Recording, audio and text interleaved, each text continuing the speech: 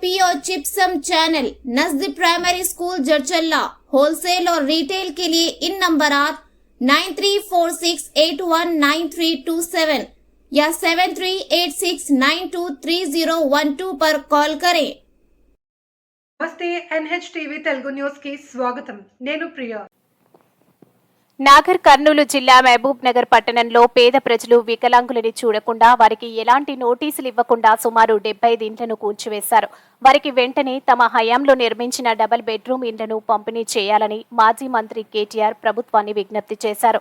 శనివారం నాగర్ కర్నూలు జిల్లా తిమ్మాజిపేట మండలం అవంచ గ్రామంలో మాజీ మంత్రి కేటీఆర్, మాజీ ఎమ్మెల్యే మర్రి జనార్దన్ రెడ్డి, ఎమ్మెల్సీ నవీన్ కుమార్ తదితరులు ఇటీవల మరణించిన మాజీ మంత్రి లక్ష్మారెడ్డి సతీమణి శ్వేతారెడ్డి చిత్రపటానికి పూలమాలలు వేసి నివాళులర్పించారు. అనంతరం అక్కడి నుంచి మాజీ ఎమ్మెల్యే మర్రి జనార్దన్ రెడ్డి స్వగృహం నేరెళ్లపల్లి గ్రామంలో మీడియా సమావేశం నిర్వహించారు. ఈ సందర్భంగా కేటీఆర్ మాట్లాడుతూ, రేవంత్ రెడ్డి నువ్వు పాలమూరు బిడ్డ అయితే 90% పూర్తయిన పాలమూరు రంగారెడ్డిని వెంటనే పూర్తి చేయాలన్నారు.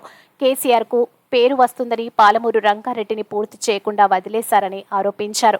కాంట్రాక్ట్ కమిషన్ల కోసమే ఆంధ్ర కాంట్రాక్టర్లకు పనులు అప్పజెప్పారని గగ్గోలు పెట్టిన కాంగ్రెస్ పార్టీ ప్రస్తుతం కొడంగల్ లిఫ్ట్ ఇరిగేషన్ ప్రాజెక్టు కోసం మెగా ఇంజనీరింగ్ కన్స్ట్రక్షన్ కంపెనీకి ప్రస్తుత రెవెన్యూ శాఖ మంత్రి పొంగిలేటి శ్రీనివాసరెడ్డికి సంబంధించిన కాంట్రాక్ట్ ఏజెన్సీకి పనులు అప్పగించారని మండిపడ్డారు. త్వరలో పాలమూరు రంగారెడ్డి ప్రాజెక్టు పర్యటన షురూ చేస్తామన్నారు. తమ హయాంలో నిర్మించిన డబుల్ బెడ్రూమ్ ఇండ్లను పేదలకు పంపిణీ చేయాలని డిమాండ్ చేశారు. వారితో పాటు ఎమ్మెల్యే పాడి కౌశిక్ రెడ్డి, మాజీ మంత్రి శ్రీనివాస్ గౌడ్, మాజీ ఎమ్మెల్యే మర్రి జనార్దన్ రెడ్డి, ఆల వెంకటేశ్వర రెడ్డి తదితర ముఖ్య నేతలు పాల్గొన్నారు. ఇదే మెగా ఇంజనీరింగ్ గురించి, వీళ్ళ గురించి, కాంట్రాక్టర్ల గురించి చెప్పిన మాటలు మరి అవన్నీ కూడా కల్లిబొల్లి మాటలన్న మాట ఇప్పటికన్నా ప్రజలకు అర్థమై ఉంటుందని నేను అనుకుంటా ఉన్నాను. ఇన్ని రోజులు నోటికొచ్చినట్టు ఆంధ్ర కాంట్రాక్టర్లని, ఆంధ్ర వాళ్ళకి వర్కులు ఇస్తున్నాడు కేసీఆర్ అని ఇన్ని రోజులు చిల్లర మాటలు ఏదైతే మాట్లాడినావు రేవంత్ రెడ్డి, చెంపలేసుకొని క్షమాపణ చెప్పాలి ప్రజలకి. నీ సొంత నియోజకవర్గం కొడంగల్ లిఫ్ట్ ఇరిగేషన్ అనే ప్రాజెక్టు ఇవాళ ఏ సంస్థనైతే ఇన్ని రోజులు ఈస్ట్ ఇండియా కంపెనీ అని తిట్టినావో ఆ సంస్థకే కట్టబెట్టినావంటే నీ రంగేందో, నీ నైజమేందో, నీ నిజాయితీ ఏందో దీంతోనే బయటపడ్డదనే మాట నేను విజ్ఞప్తి చేస్తా ఉన్నా. ఒకవైపేమో కొడంగల్ లిఫ్ట్ ఇరిగేషన్ ప్రాజెక్టుకేమో 4350 కోట్లు, దాన్నేమో కేకు కోసినట్టు రాఘవ కన్స్ట్రక్షన్ సగం, పాలమూరు రంగారెడ్డి ఎత్తిపోతల పథకాన్ని తీసుకున్న విషయం మీకు తెలుసు. అందులో రిజర్వాయర్లు అన్నీ పూర్తయినాయి. వట్టెం కావచ్చు, కరివెన కావచ్చు, దండాపూర్ కావచ్చు, ఏదుల కావచ్చు, అన్నీ కూడా నార్లాపూర్ కావచ్చు, ఇవన్నీ కూడా పూర్తయిపోయినాయి. పూర్తి కావడమే కాకుండా కేసీఆర్ గారు ముఖ్యమంత్రిగా ఉన్నప్పుడే అందులో కొల్లాపూర్లోనే మరి నార్లాపూర్ దగ్గర అనుకుంటా ఒక పంపు కూడా ఆన్ చేసి ఆనాడు నీళ్లు కూడా వదలడం జరిగింది. ఇక మిగతాది ఇప్పుడు రేవంత్ రెడ్డి చేయాల్సిందల్లా ఏనుగెళ్ళింది తోక చిక్కింది అన్నట్టు అన్న 95% పని అయిపోయింది. ఇంకో 5-10% పని మిగిలింది. కేవలం ఆ కాలువల కోసం ఏదైతే భూసేకరణ చేయాలో ఆ పని చేయాలి.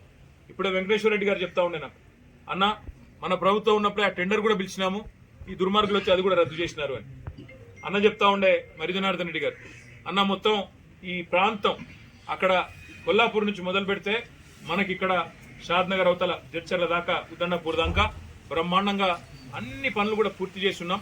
వీళ్ళు చేయాల్సింది కేవలం 5-10% పని మాత్రమే మిగిలింది. చేసేస్తే నీళ్ళు వచ్చేస్తాయనే ఒక ఆశతో జనార్దన్ రెడ్డి గారు చెప్తా ఉంది. పదే చెప్తుంటావు పాలమూరు బిడ్డను, నేను మీ పాలమూరు బిడ్డల ఆశీర్వాదంతో నేను ముఖ్యమంత్రి అయినాను అని చెప్తా ఉంటావు. ఎందుకు నువ్వు ముఖ్యమంత్రి అయింది? పేద ప్రజల కడుపు కొట్టనిక. పేద ప్రజలు మీ కాంగ్రెస్ ప్రభుత్వం ఇచ్చిన పట్టాలలో ఇండ్లు కట్టుకుంటే వాటిని కూలగొట్టనిక.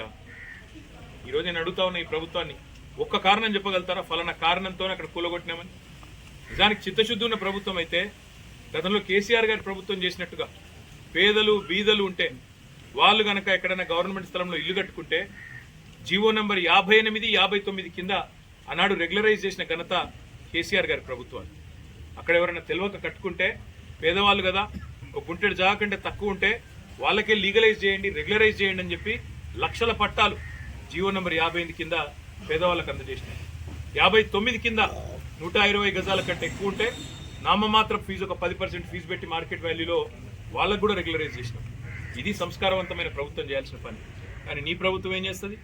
రోడ్డు మీద దివ్యాంగులను పడేసి, వాళ్ళు పాపం కళ్ళు లేని వాళ్ళు, కాళ్ళు లేని వాళ్ళు, చేయి లేని వాళ్ళు, వాళ్ళను గోసపుచ్చుకుంటే, వాళ్ళ పిల్లలు రోడ్డు మీద పడితే, బడికి పోయే పిల్లలు పుస్తకాలు కొట్టకపోతే మా శ్రీనివాస్ గౌడ్ గారు పాపం 10 రోజుల పాటు వాళ్ళకు అండగా ఉన్నాడు, వాళ్ళకు భోజనం పెట్టినాడు, వాళ్ళను శిబిరానికి తరలించి ఆదుకునే ప్రయత్నం చేసినాడు.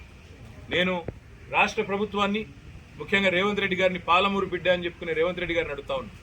నీకు కనుక నిజంగా సంస్కారం ఉంటే, నీకు కనీసం పేదల పట్ల ప్రేమ ఉంటే, వెంటనే ఆ 75 మందికి వెంటనే తక్షణమే డబుల్ బెడ్రూమ్ ఇల్లు కేటాయించి ఉన్నాయి. మహబూబ్నగర్లో మేము కట్టినే ఇంకా ఇయ్యని ఇంకో ఈజీగా ఇంకో 200-300 వెళ్తాయి. వెంటనే కేటాయించు, వాటిలోకి వాళ్ళని తరలించు. ఇది నెంబర్ 1 డిమాండ్. రెండోది, ఏ అధికారులు అయితే అక్రమంగా అన్యాయంగా బుల్డోజర్లు పెట్టి ఆ పేదలను రోడ్డు మీద పడేసినారో వాళ్ళ మీద చర్య తీసుకో. నువ్విచ్చిన పట్టాకు, నీ ప్రభుత్వం, నీ కాంగ్రెస్ ప్రభుత్వం ఇచ్చిన పట్టాకే విలువ ఇవ్వని నువ్విచ్చిన పట్టాను చిత్తు కాగితంతో చూసిన అధికారులు ఎవరైతున్నారో వాళ్ళ మీద వెంటనే చర్య తీసుకోవాలి. సస్పెండ్ చేస్తావా, సర్వీస్ నుంచి తొలగిస్తావా, ఏం చేస్తావా చెయ్యి, కానీ దమ్ముంటే ఆ నిర్ణయం కూడా తీసుకోవాలని చెప్పి నేను రేవంత్ రెడ్డిని డిమాండ్ చేస్తా ఉన్నాను. మరొక ముఖ్యమైన మాట కూడా ఈ సందర్భంగా నేను ఈ నాగర్ కర్నూలు వేదికగా చెప్పదలుచుకున్నాను. ఇప్పుడే ఇక్కడికి వచ్చేటప్పుడు మా సోదరులు మరి జనార్దన్ రెడ్డి గారు, ఆల వెంకటేశ్వర రెడ్డి గారు, శ్రీనివాస్ గౌడ్ గారు, నవీన్ రెడ్డి గారు, ఎమ్మెల్సీ గారు అందరం కలిసి మాట్లాడుకుంటూ వస్తూ ఉన్నాం. వస్తుంటే నేను అడిగిన, మరి ఏమైందన్నా, పాలమూరు రంగారెడ్డి ఎత్తిపోతల పథకం కేసీఆర్ గారు ఎంతో ప్రతిష్టాత్మకంగా ఈ వలసల జిల్లాగా పేరుపడ్డ పాలమూరును తప్పకుండా పచ్చగా చేయాలన్న ఉద్దేశంతో కేసీఆర్ గారు ఒకవైపు పెండింగ్లో ఉన్న ప్రాజెక్టులన్నీ కూడా కల్వకుర్తి కావచ్చు, భీమా కావచ్చు, నెట్టెంపాడు కావచ్చు, వాటిని శరవేగంగా రన్నింగ్ ప్రాజెక్టులుగా మార్చి పూర్తి చేసి 8 లక్షల ఎకరాలకు నీళ్ళిచ్చిన నాయకుడు కేసీఆర్ గారు ఒక పాలమూరు జిల్లాలో. మరి అట్లాంటి పాలమూరు శాశ్వతంగా ఒక దాని